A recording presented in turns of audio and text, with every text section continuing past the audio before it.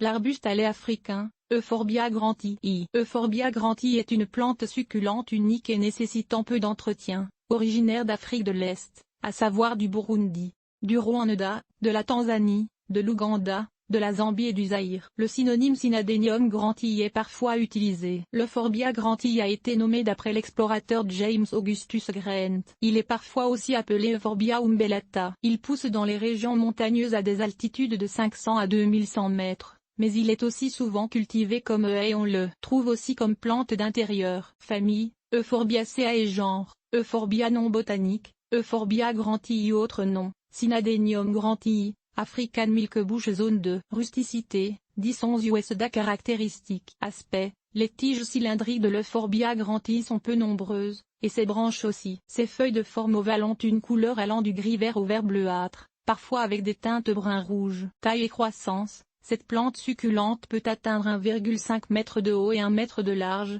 ce qui en fait un attrait remarquable. Elle a une croissance ramifiée et prospère dans les zones rocheuses. Elle peut être utilisée en intérieur, mais sera plus petite que dans la nature. Fleurs, Euphorbia grantii produit de petites fleurs discrètes apparaissant près de l'extrémité des tiges. Elle peut fleurir toute l'année. Toxicité. Tous les Euphorbia contiennent un latex blanc laiteux qui est connu pour être toxique. Il faut se laver soigneusement les mains en cas de contact avec ce latex. Utilisation médicale. Le latex dilué de l'arbuste à lait africain est, en contrepartie, utilisé pour traiter les vers intestinaux. Il est également appliqué sur les plaies. Des composés ont été extraits de ces tiges qui ont des propriétés antivirales et anti-inflammatoires. Entretien.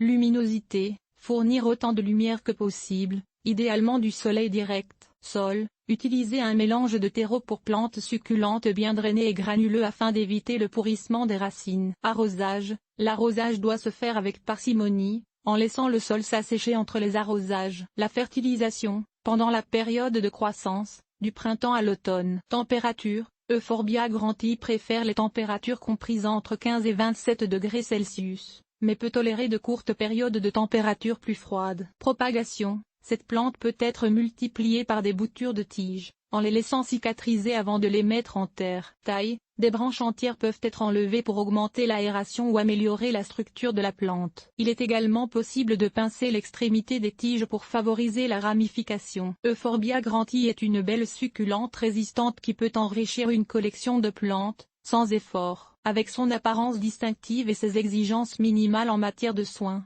cette espèce fascinante offre un plaisir sans fin aux amateurs de plantes, qu'ils soient novices ou expérimentés. L'Euphorbia grantii peut s'épanouir dans un jardin d'intérieur ou d'extérieur, là où les conditions le permettent.